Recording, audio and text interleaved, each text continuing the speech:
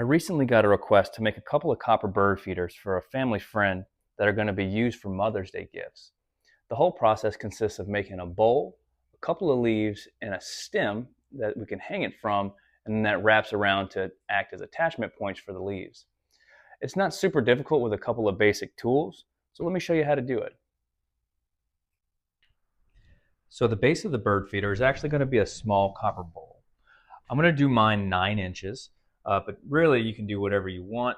Just depends how big you want it. So a couple ways you can do it. You can take your compass, set it at 4.5 inches, mark the center, and draw your circle. However, I do 9-inch patterns pretty frequently, so what I'll do is I'll just use my 9-inch lily pad pattern, making sure to have the center marked because that is important for later. So we'll set that there. I use 20-ounce copper most of the time for my projects. 16-ounce would also work, especially for a small project like this. So I'm going to mark the center. Draw all the way around. There we go. That's our base. Next thing we're going to do is cut out the pattern. There's any number of tools that you can use to do it. You can use aviation snips, which are probably the most common. I like these a lot. I typically will use them for smaller things. You can also use power tools, something like this Bosch Unishear. I'm going to use the Unishear to cut it out, then I'll cut out the detail with the snips.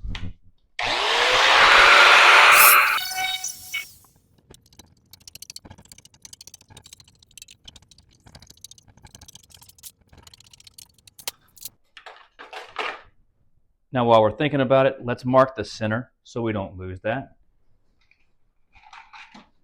I'll just take a punch, center it up. Now you can see the center even on the back side where we don't have our mark.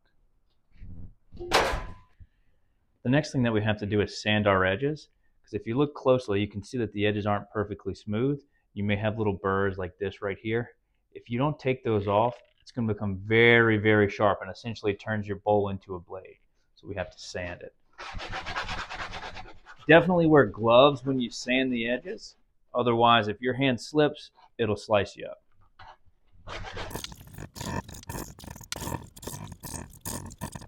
Now we'll go ahead and anneal the copper. Annealing the copper is just introducing it to heat, which will go ahead and soften it and make it easier to forge later. I'm using an oxygen propane torch. That's what I typically use for everything. You don't need to use acetylene or anything for things this small. Do notice that my center punch is noticeable. If I did not have that, the marker would disappear when I introduce it to heat, which will cause some problems later down the line.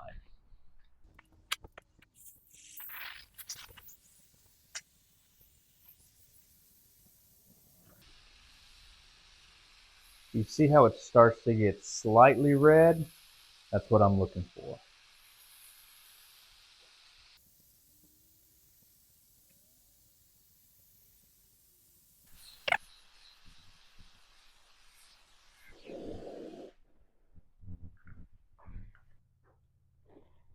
The next thing we'll do is go ahead and hammer some grooves into our piece. If you look here, this is just a piece of a stump that I cut, and then I went ahead and grinded out a groove all the way down the middle. What this will allow me to do is add a little character to the bowls by just chiseling it down. So once we anneal it, this is what we're left with. You can barely see that center point. What I'm going to do is line it up on the groove, and I'm going to chisel into that valley. I'm going to make a plus, and then I'm going to split the difference, so essentially make an X, okay?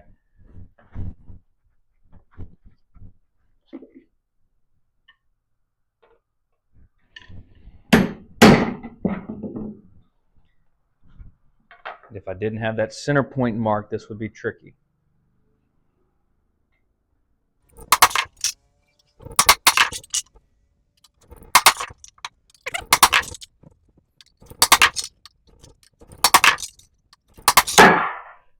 Now once we're done, this is what we're left with.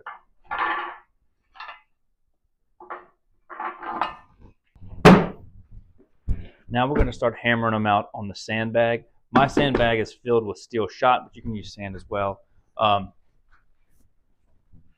we can use any type of hammer with a round head. These are both dead blow hammers, but you can use something like a wooden hammer. I just don't happen to have a round head on my wooden hammer. I'll probably shape that one day because I do prefer this. I'm going to use the big one just because there's a larger face. So we'll take our hammer, and what I want to do is I'm going to hit down right in the center of each of these humps.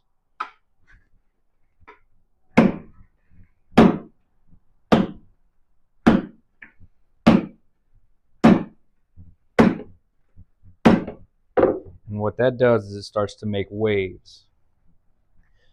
Now I'm going to tilt this up on the side a little bit, and I'm going to start hitting all the way around consistently. And it's going to start forming that bowl.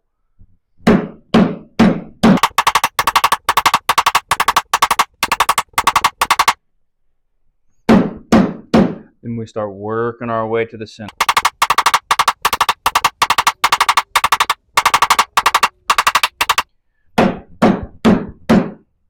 You can see how it's starting to curl everything up. It's no longer flat, so we just keep going.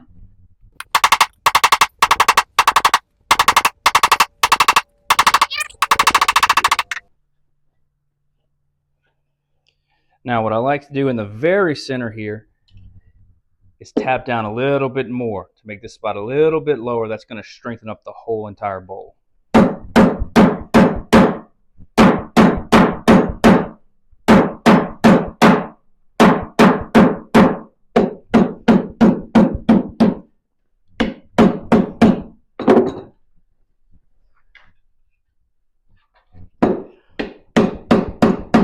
Try to make sure we don't have any flat spots.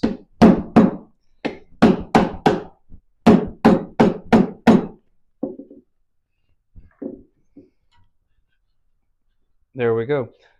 So in the center you could see where I tap that down a little bit more.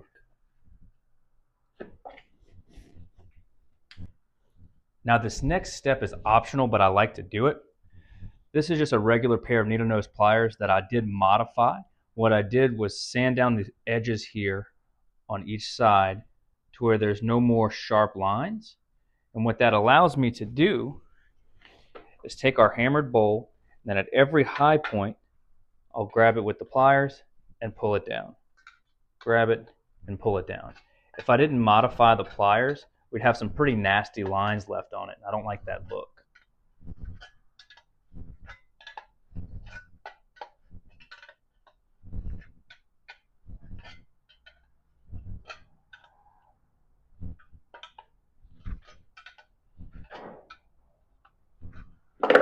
And that's what we're left with.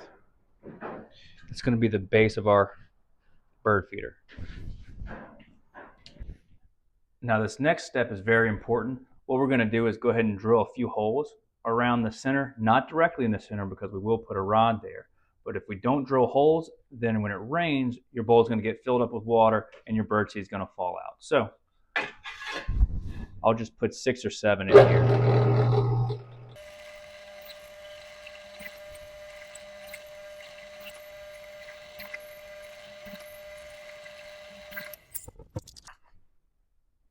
That'll work. We have to attach the bowl to something. So what I'm going to use is a bronze rod. Now this is a 1/4 inch bronze rod. What we have to do is make a loop at the end. I'll show you how to do it.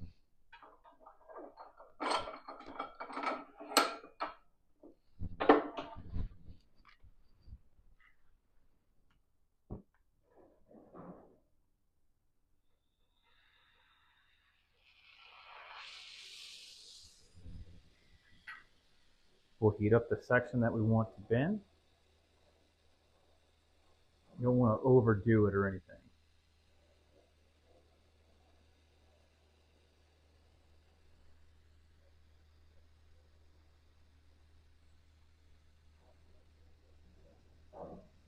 We grab it with our pliers, we can kind of feel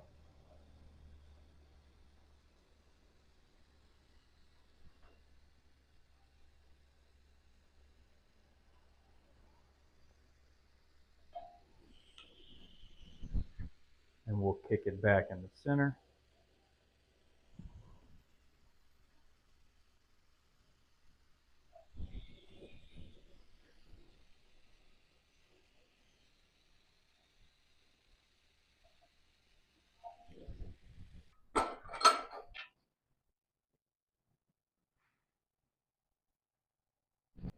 So I went ahead and drilled a 1/4 inch hole in the middle of our base to accept the rod.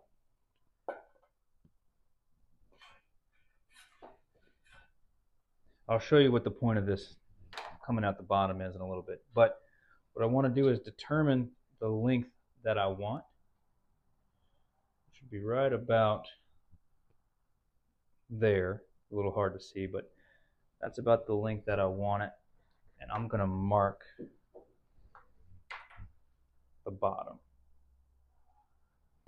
We'll go ahead and put some solder right there on our line. I use Harris 0 most of the time. And you do want to flux it because we're going to go onto the bronze rod. This is a high temp brazing flux.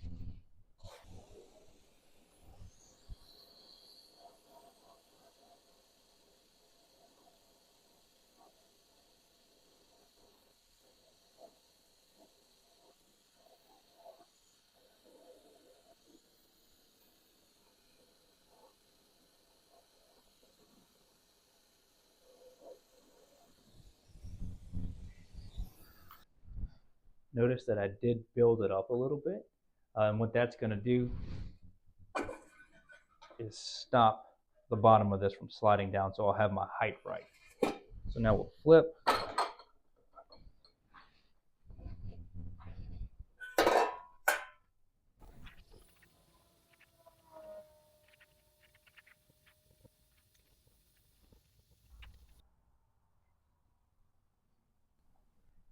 So what we have now is this long rod sticking out of the bottom.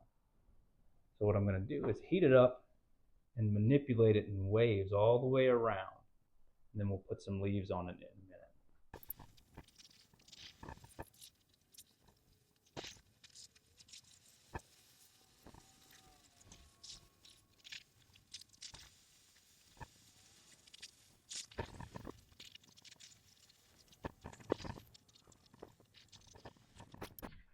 I'm going to reattach another piece here to continue the wave around and come back in and attach it in the middle.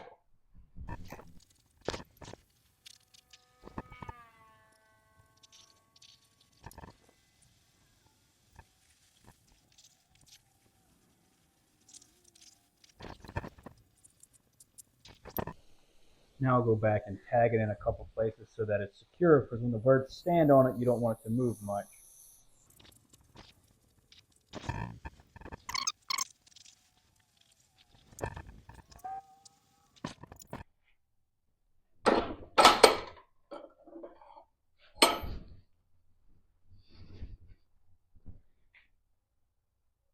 Now we're wrapped.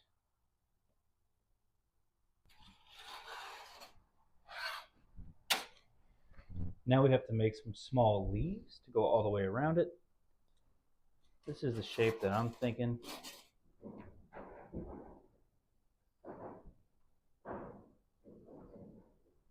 Something like that.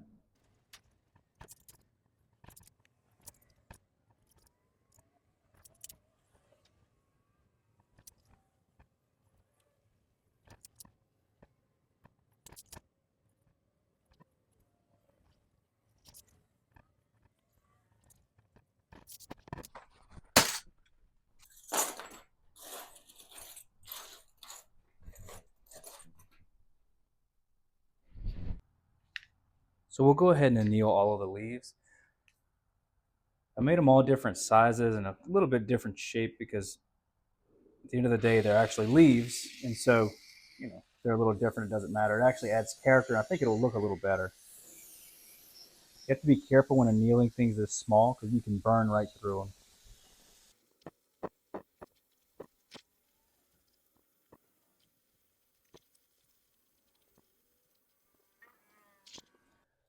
Okay, next we'll hammer the veins in the leaves. All of the leaves are going to be hammered the same. What we're going to do is first chisel a line straight down the middle. This is a smaller chisel than I used earlier. And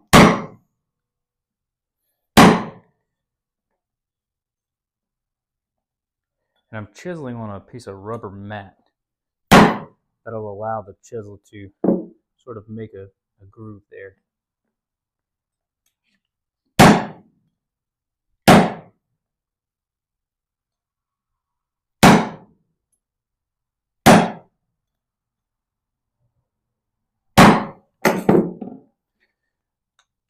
I'm going to take a smaller hammer and see how it is sort of curved like that. We're going to flatten it out, but not all the way. We still want it to keep some character. Now, I'm going to take our sandbag, and I'm going to take the small end of this round hammer, and I'm going to hammer right on this part. And it's going to start bowing the leaf out. It's going to give it good character.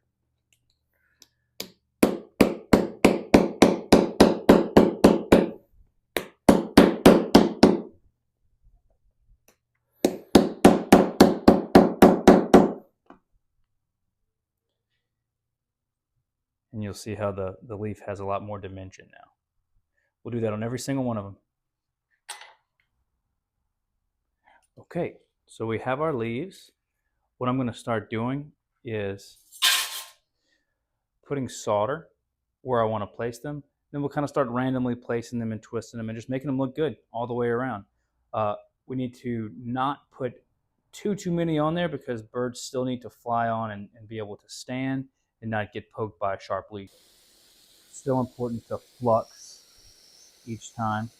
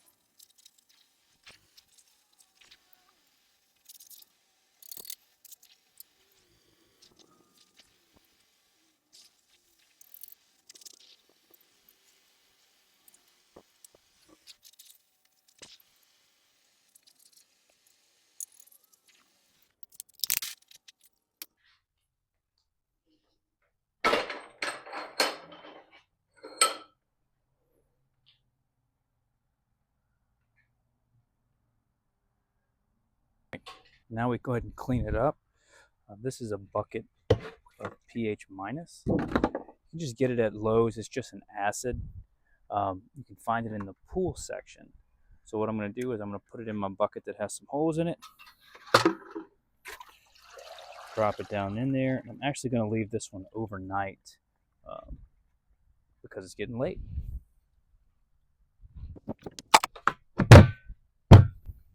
Go ahead and pull it out of the acid.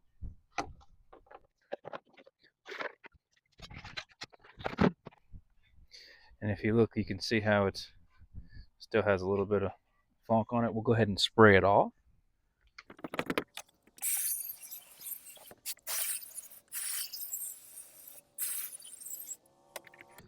And this is just a bottle of soapy water.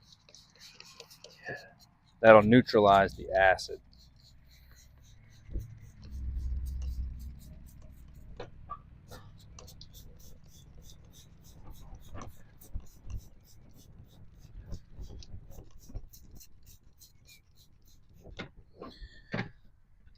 Then I'm just going to start scrubbing it with the Scotch-Brite.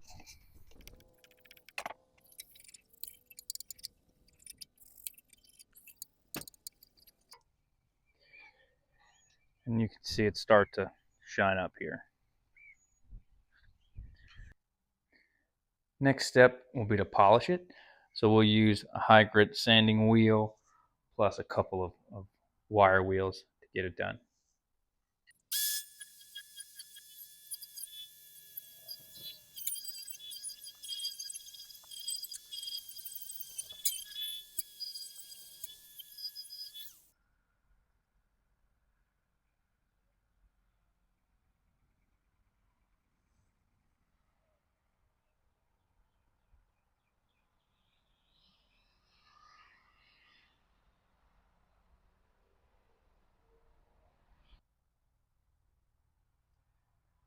All we have to do now is fill it with birdseed and hang it from a tree.